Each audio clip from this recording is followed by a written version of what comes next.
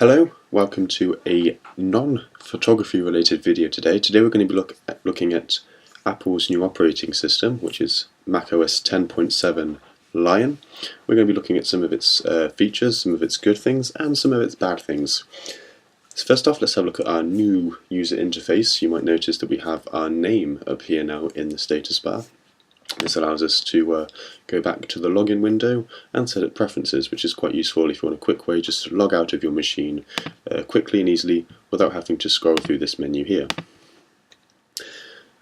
We now have a dashboard over to the left, which is nice and easy to access. We can also access this by pressing F4 on our keyboard like we used to, or if you've got hot corners set up, or the icon on the dock. Dashboard can also be accessed from Mission Control, which is our next feature, where you can see your desktop, and when you have apps open they'll be appearing in this space here, as well as your full screen apps that are running outside the desktop and your dashboard. So let's have a look at some of the pros. Full screen apps are fantastic to work in. Let's have a look at this. Is Safari in full screen, very nice. As you can see, there's no scroll bar on the right hand side.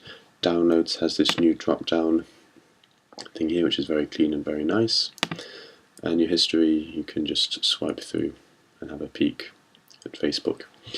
iTunes as well is also very nice, so you can really see all your music again, no scroll bar. It's all very nice. Another good thing about iTunes, Mail also looks really nice in full screen. Another bonus for me with iTunes is when you go to play a movie, it opens up in a separate full screen window, as we can see there. So you can go back, oh, the titles are running, let's just go and quickly check Facebook or Twitter or whatever, and then we'll just work our way back to the film, which is a really, really nice feature. Mission Control I've already mentioned is very nice. Launchpad, because I have an iPad, which you can see here with my notes on for this video, Launchpad is also very good. You just pinch down to get it and you can see all your applications. The good thing is most of these are working online at the moment. For example, Photoshop definitely is, Canon's utilities definitely are, so photo editing is all good. Quick Look is something I'm really liking. I'll give you an example of this. Let's head down to China. So in the olden days of Snow Leopard, if I just highlight these two images, when you press spacebar for Quick Look, the second image would appear in this same sized pane. Now the pane resizes to fit the photograph, and there's me in dashing trousers. So Quick Look is much improved. The dictionary is also now system-wide, so if I don't know what, let's say on Facebook, if I don't know what tonight is, let it reload. I'll have a sip of coffee while it does that. So if I don't know what garages are, for example, double tap that with 3 fingers and it tells me what they are. So that's very nice. And let's just bring back Apple's website. Screensaver is something I really like. I'm hoping this will record this. My screensaver is built up of lots and lots of photos I've collected over the years, and in Snow Leopard, when you go and log back in, a box would appear and it would cancel the screensaver. Now the login box appears over the screensaver and the screensaver is still running, which is a very nice feature for me because, as you can see, my screensaver is made up of lots and lots of pretty images. Cons, there's going to be some, especially with every .0 release and every piece of software. The Finder is awful. Do you remember the good old days in Snow Leopard when you could swipe backwards and forwards between pages without having to use these? Well, now you can't, as you can see. There's no swiping back and forth. You have to use the command square brackets to move around now.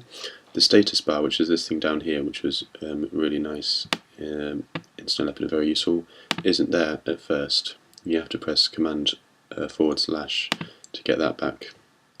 So that won't be there by default, but you can get it back, which is good. And it seemed to crash for me. It's crashed a few times whilst dragging photos into iPhoto, it just kind of crashes. And speaking of iPhoto, for some reason my iPhoto library was non-existent and my backups weren't readable. This has only happened, well, other people I've known that have installed Lion haven't had this problem, so I'm not sure why that is. Scrolling takes quite a bit of getting used to. It's inverted by default. So in the old days where you move your fingers down to bring the page down, it's the opposite. You can, however, fix that in system preferences, like I have, to go back to the normal way.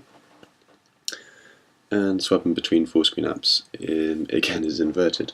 If we look at my iPad here for a second, if I want to move to the next page to the right, I swipe from right to left to drag it over.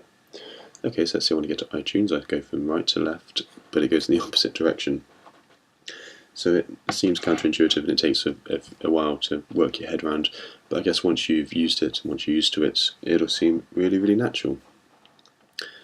So those are I've only had this for a day so far. Obviously it came out yesterday, so I might update some more videos when I find more faults and more good things, but at the moment those are just a few basic user interface and obvious differences and problems. Most of them can be easily rectified. There's loads of forums already on the internet, which is how I found out about how to get my status bar and my Finder back.